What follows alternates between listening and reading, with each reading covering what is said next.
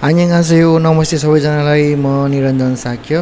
म फेरि पनि तपाईँ समक्ष मेरो अर्को एउटा भिडियो लिएर उपस्थित भइसकेको छु र आजको मेरो यस भिडियोको च्याप्टर रहेको छ बनिदा, सुम्निदा, छु, छ अथवा र बनिका र सुम्निका छ छौँ प्रश्नवाचकमा है।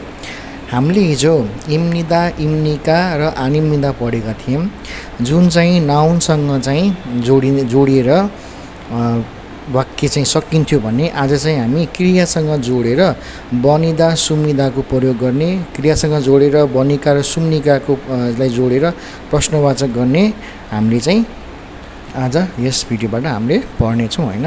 सबैभन्दा पहिला मैले बनिदा र सुम्निदाको मैले डेफिनेसन यहाँ छोटो लेखेको छु। जस्तै पहिलो डेफिनेसनमा रहेको छ, यो क्रियालाई औपचारिक ढङ्गले अन्त्य गर्ने फर्मल इन्डिङ रूप हो जसको अर्थ छु र छ आदि हुन्छ हैन।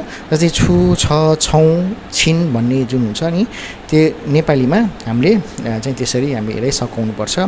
र दोस्रोमा छ, दोस्रो बनिका र सुम्निकाकोमा यो चाहिँ प्रश्नवाचकमा यो प्रश्न गर्दा प्रयोग गरिने क्रियालाई औपचारिक ढङ्गले अन्त्य गर्ने फर्मल इन्डिङ रूप हो भनेर हामी भनेको छौँ हैन।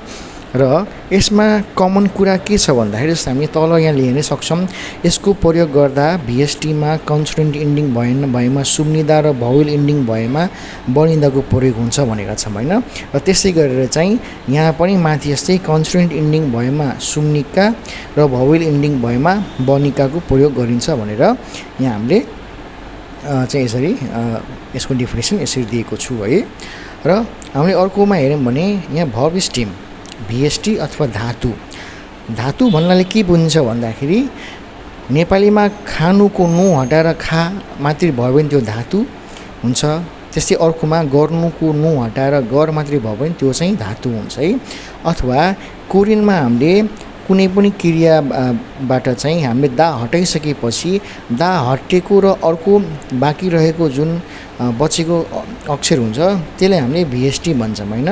जस्तै हामीले इक्जाम्पलमा हामी हेर्न सक्छौँ, खादाबाट दा हटिसकेपछि जुन बचेको खा हुन्छ त्यो चाहिँ हाम्रो भिएसटी अथवा भर्ब स्टेम अथवा चाहिँ नेपालीमा धातु हुन जान्छ है।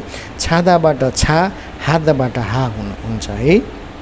र त्यसै गरेर फेरि कोरियन भाषामा कर्ता अनुसारको क्रियाको लिङ्ग वचन आदि परिवर्तनमा हुँदैन हैन।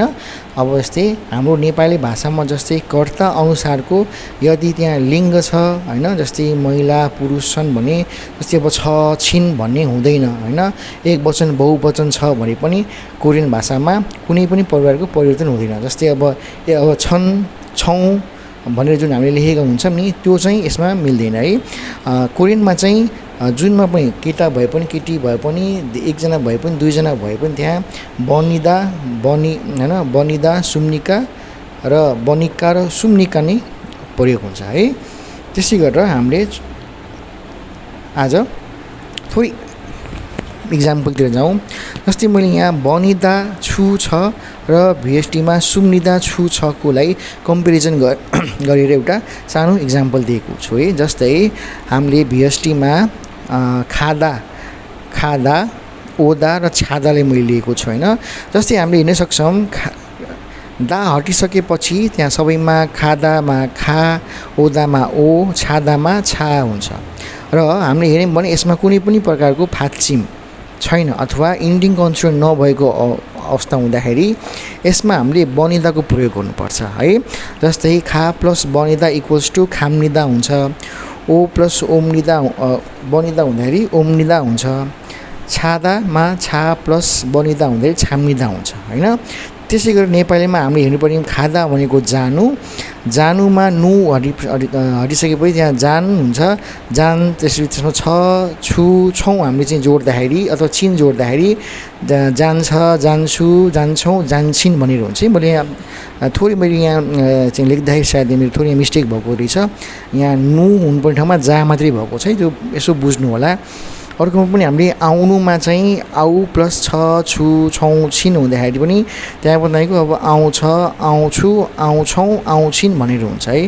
र त्यसै गरी फेरि छादामा चाहिँ छादा भनेको सुत्नु, सुतमा अब छ छु छौँ छिन भनेर हामीले जोड्दाखेरि सुत्छ सुत्छु सुत्छौँ सुत्छिन हुन्छ है। हामीले अघि पढे जस्तै नेपालीमा चाहिँ कर्तामा चाहिँ यदि कर्ता अनुरूपको चाहिँ लिङ्ग र चाहिँ वचनको हिसाबमा चाहिँ परिवर्तन हुन्छ, तर चाहिँ हामीले यहाँ कोरियनमा हामीले हेऱ्यौँ भने चाहिँ यहाँ छु छौँ जे भए पनि यहाँ के तपाईँको त खाम्निदा ओम्निदा र छाम्निदा नै हुन्छ है। यसमा चाहिँ कुनै पनि प्रकारको परिवर्तन हुँदैन। त्यस्तै गरेर हामीले अर्कोमा चाहिँ भिएसटीमा सुम्निदामा हामीले मक्ता इल्ता र इत्तालाई हामीले लिएको छौँ र हामीले यसमा दा हटाइसकेपछि जुन भिएसटीमा हामीले हेऱ्यौँ भने हामीले चाहिँ त्यहाँ सबैमा हामीले फाच्चिम अथवा इन्डिङ कन्सोनेन्ट हामीले पाउँछौँ। इन्डिङ कन्सोनेन्ट भएकोले गर्दाखेरि हामीले त्यसमा चाहिँ सुम्निदाको प्रयोग गर्नुपर्छ। जस्तै पहिलो हामीले हेरौँ मक्ताबाट मक भयो प्लस सुम्निदा इक्वल्स टु मकसुम्निदा भयो होइन।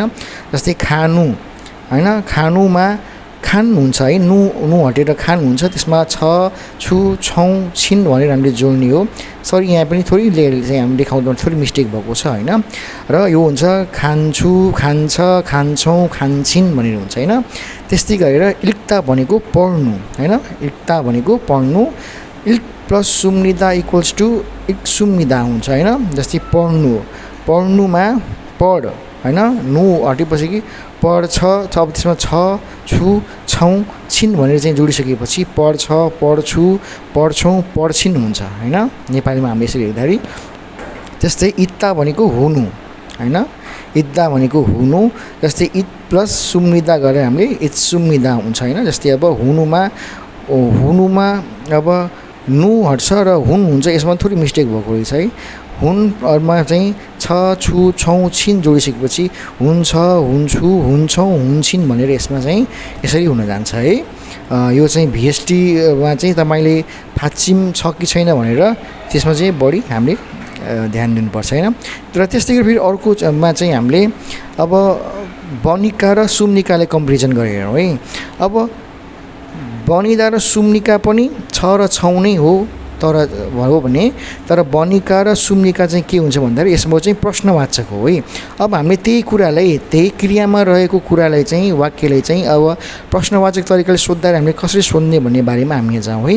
जस्तै त्यही सेम अघिको इक्जाम्पललाई लियौँ खादा ओदा छादालाई होइन। अब र यसमा पनि हामीले सेम त्यही नियम हुन्छ, फाच्चिम भएको अवस्थामा अथवा इन्डिङ कन्सोनेन्ट भएको अवस्थामा हामीले सुम्निकाको प्रयोग गर्ने, इन्डिङ कन्सोनेन्ट नभएको अवस्थामा हामीले बनिकाको प्रयोग गर्ने है। जसमा अब खादा ओदा र छादामा चाहिँ इन्डिङ कन्सोनेन्ट नभएको हुनाले हामीले बनिकाको प्रयोग गर्छौँ। जस्तै खादामा खा प्लस बनिका होइन, हामीले दा हटाउने हामीले हो होइन। खा प्लस बनिका गर्दै खाम्निका, जानु होइन, जानुमा जान प्लस छ छौँ छिन छु भन्ने हुन्छ होइन। जस्तै अब जान्छ जान्छौँ यो चाहिँ प्रश्नवाचक हुन्छ। जस्तै राम जान्छ हामी जान्छौँ भने यस्तै हुन्छ होइन। जस्तै ओदामा अब दा हटिसकेपछि ओ प्लस बनिका ओम्निकामा पनि आउनु, अब यहाँ अब आउ प्लस छ छौँ छिन मैले सर्टकटमा लेखेको छु है। यो अब त्यसमा तपाईँको कि त यसमा पनि अब आउँछु आउँछौँ आउँछिन होइन हुन्छ। र त्यसै गरी छादामा पनि हामीले हेऱ्यौँ भने छा प्लस बनिका छाम्निका हुन्छ होइन। सरी यहाँ छम्निका भएछ सरी है।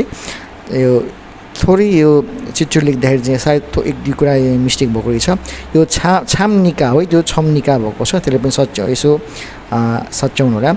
सुत्नु र सुत हुन्छ होइन, सुत प्लस छ छौँ हुँदाखेरि सुत्छ सुत्छे सुत्छिन सुत्छौँ भनेर हुन्छ होइन। त्यसै गरेर भिएसटीमा सुम्निकाको प्रयोग गर्दाखेरि अब हामीले क्रियामा दा हटिसकेपछि रहेको भिएसटीमा चाहिँ फाच्चिम छ कि छैन भनेर होइन। र यो चाहिँ फाच्चिम भएको अवस्थामा हामीले सुम्निकाको प्रयोग गर्छौँ। जस्तै मक्तामा हामीले मक भइसकेपछि प्लस सुम्निका गरिसकेपछि मकसुम्निका होइन। खानुमा खान प्लस छ छौँ खान्छ खान्छु खान्छौँ यो चाहिँ के त प्रश्नवाचकमा भयो होइन। त्यसै गरी फेरि इक्तामा पनि इल्क प्लस सुम्निका भइसकेपछि इल्क सुम्निका भयो होइन। पढ्नुमा पढ्छ पढ्छौँ होइन, अथवा चाहिँ पढ्छ पढ्छौँ पढ्छिन भनेर हुन्छ होइन। यो चाहिँ प्रश्नवाचक तरिकाले सोद्धाखेरि। त्यसै गरी अन्तिममा इलिक्तामा पनि इत्तामा इत प्लस सुम्निका गर्दाखेरि पनि इत्सुम्निका। अब हुनुमा हुन प्लस छौँ गर्दाखेरि हुन्छ, हुन्छौँ, हुन्छन् भनेर हामीले यसरी जानुपर्छ होइन। हामीले चाहिँ अब प्रश्न गर्दाखेरि तपाईँको फर्मल इन्डिङ गर्दाखेरि हामीले बनिदा र सुम्निकाको प्रयोग गर्ने हो भने त्यही तपाईँ फर्मुला इन्डिङ चाहिँ प्रश्नवाचक गर्दाखेरि चाहिँ हामीले बनिका र सुम्निकाको प्रयोग गर्ने है। यो चाहिँ कुनै कुरा मेरो यहाँ चाहिँ लेखाइमा चाहिँ मिस्टेक भएको रहेछ, त्यसलाई चाहिँ यसो चाहिँ आफैले नै सच्याएर थोरै यसमा चाहिँ पढ्ने कोसिस गर्नु होला है। र के अरे यति भन्दै यो चाहिँ मेरो चाहिँ लेखेको चाहिँ के अरे डेफिनेसनहरू चाहिँ एकचोटि फेरि सर एकचोटि हेरेर यसले चाहिँ राम्रोसँग सर्टकटमा बुझ्ने प्रयास गर्नुहोला। र तपाईँहरूलाई म चाहिँ एउटा छोटो जानकारी गराउन चाहन्छु। बुटोल कालिका नगर शिवालय मन्दिर लाइन केकेएफसी रेस्टुरेन्टसँगै रहेको क्याम्ब्रिज इन्स्टिच्युटमा नयाँ विद्यार्थी चाहिँ भाइ बहिनीहरूको लागि चाहिँ भर्ना खोलेको छ है। यदि तपाईँमध्ये कोही पढ्ने इच्छुक हुनुहुन्छ, सुरुदेखि नयाँ विद्यार्थीको लागि मात्रै हुनुहुन्छ भने इन्स्टिच्युटमा आएर अथवा मेरो यस भिडियोको चाहिँ थम्बनेलमा भएको चाहिँ नम्बरमा चाहिँ फोन गरेर सम्पर्क गर्न सक्नुहुन्छ होइन। तपाईँहरूलाई चाहिँ फुल कोर्स पढाइन्छ, स्मार्ट क्लास हुन्छ, डेली 2 घन्टा क्लास हुन्छ, डेली इक्जाम हुन्छ है। र चाहिँ तपाईँलाई चाहिँ 100% पास गराएर नै तपाईँले कोरिया पठाउने हाम्रो मेन उद्देश्य हाम्रो हुनेछ है। यदि तपाईँमध्ये कोही चाहिँ पढ्न चाहनुहुन्छ भने मेरो यो भिडियोको मार्फत पनि तपाईँले चाहिँ कमेन्ट गर्न सक्नुहुन्छ है। यति भन्दै मेरो यो भिडियोलाई तपाईँले कस्तो लाग्यो पुरै हेरिदिनु होला र सकेसम्म चाहिँ लाइक, सेयर, सब्सक्राइब गर्नु चाहिँ नभुल्नु होला र बेल आइकनलाई चाहिँ दबाइसकेपछि मेरो चाहिँ डेली भिडियोहरू चाहिँ अपडेट हुने भिडियोहरू तपाईँ समक्ष आइपुग्ने नै छ है। यो भन्दै म बिदा हुन चाहन्छु। हस्त धन्यवाद। 안녕하세요।